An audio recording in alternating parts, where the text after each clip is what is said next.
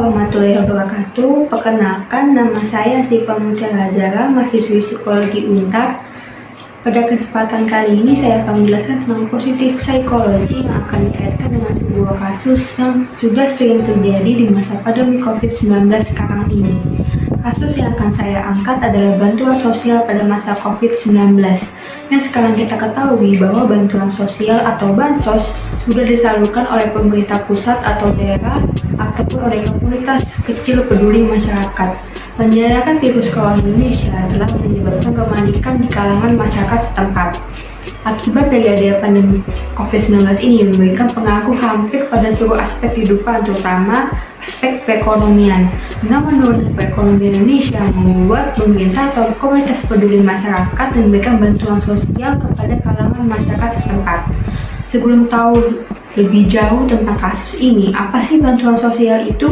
Bantuan sosial adalah pemberian bantuan berupa uang atau barang dari pemerintah atau komunitas peduli masyarakat kepada individu atau masyarakat setempat. Nah, jenis bansos disalurkan kepada masyarakat itu ada dua macam. Ada yang berupa uang tunai dan sembako. Untuk yang uang tunai itu hanya diberikan kepada masyarakat tertentu saja, sementara bantuan sosial berupa sembako sudah disalurkan secara bertahap setiap bulannya. Bantuan sosial ini berisi beras, susu, minyak, sarden, dan kue-kue ringan. Dalam menyalurkan bansos ini biasanya dilakukan juga oleh komunitas kecil peduli masyarakat seperti Karang Taruna yang bekerjasama dengan pihak RT setempat dengan memberikan sembako yang disediakan pemerintah. Saya bergabung dengan Karang Taruna tempat tinggal saya selama pandemi COVID-19 ini. Kami sudah melakukan bansos berupa sembako selama 2 bulan. Selain bansos, kami juga melakukan penyuluhan tentang COVID-19 kepada masyarakat sekitar tempat tinggal saya. Setelah menjelaskan kasus tersebut, saya akan menjelaskan keterkaitan kasus ini dengan psikologi positif. Sebelum mengkaitkannya, saya akan menjelaskan sedikit apa sih psikologi positif itu. Psikologi positif mempunyai tujuan untuk kesejahteraan dalam membangun emosi positif. Dalam psikologi positif terdapat PERMA atau well-being and flourishing. Lalu apa sih itu? Flourishing merupakan pengalaman hidup yang berjalan dengan baik. Flourishing adalah kombinasi dari perasaan baik atau good feeling dan berfungsi secara efektif. Terdapat 5 pilar yang disebut dengan PERMA, yaitu positive emotion, engagement, positive relationship, positive meaning, dan achievement. Nah, sebelumnya saya akan menjelaskan satu persatu tentang definisi atau pengertian dari 5 pilar tersebut. Yang pertama, positive emotion. Positive emotion adalah esensial dari kesejahteraan atau well-being, termasuk di dalamnya ada kesenangan, keceriaan, kebahagiaan, kebaikan, bersyukur, dan lain-lain. Yang kedua, ada engagement. Engagement adalah fokus pada sesuatu yang dikerjakan dan benar-benar merasa senang dalam keterlibatan penuh dengan apa yang sedang dikerjakannya. Yang ketiga, positive relationship adalah setiap orang memerlukan orang lain dan meningkatkan kesejahteraannya dengan membangun hubungan yang kuat dengan keluarga, teman, ataupun tetangga. Yang keempat ada positive meaning. Positive meaning adalah kehidupan menjadi terbaik jika dapat didedikasikannya lebih besar pada hal yang lebih luas yang berdampak pada orang lain, bukan hanya pada diri sendiri, sehingga kehidupan menjadi lebih bermakna. Yang terakhir ada achievement. Achievement adalah tujuan-tujuan yang diperoleh, baik tujuan kecil, sedang, besar. Kesejahteraan berkembang bila manusia dapat berkembang lebih baik dengan tujuan-tujuannya yang direncanakan sudah tercapai. Oke, setelah menjelaskan apa itu psikologi positif dan PERMA, lalu apa dong kaitannya kasus tersebut dengan PERMA? Dalam kasus tersebut, yang pertama terdapat positive emotion. Kenapa?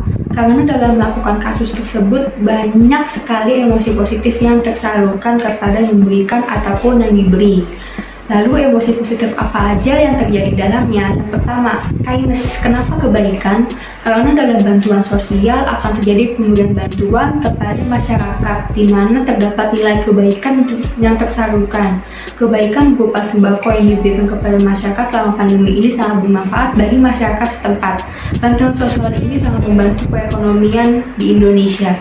Gratitude. Kenapa bersyukur? Karena bantuan sosial yang diberikan kepada masyarakat ini membuat masyarakat menjadi bersyukuri atas kenikmatan yang diberikan berupa bantuan yang disalurkan, dan juga kami yang memberikan sebagai Karang Taruna dapat bersyukur masih diberi kesempatan untuk berbagi kepada masyarakat setempat. Yang ketiga, happiness. Kenapa happiness? Dengan menyalurkan bantuan sosial dapat memberikan sebuah bentuk kebahagiaan, terutama di masa pandemik seperti ini. Sembako inilah sangat dibutuhkan ketika perekonomian sedang turun, dan hal ini sangat berdampak pada rasa senang dan bahagia. Selain positive emotion, yang kedua terdapat positive relationship yang berkaitan dengan kasus tersebut. Kenapa?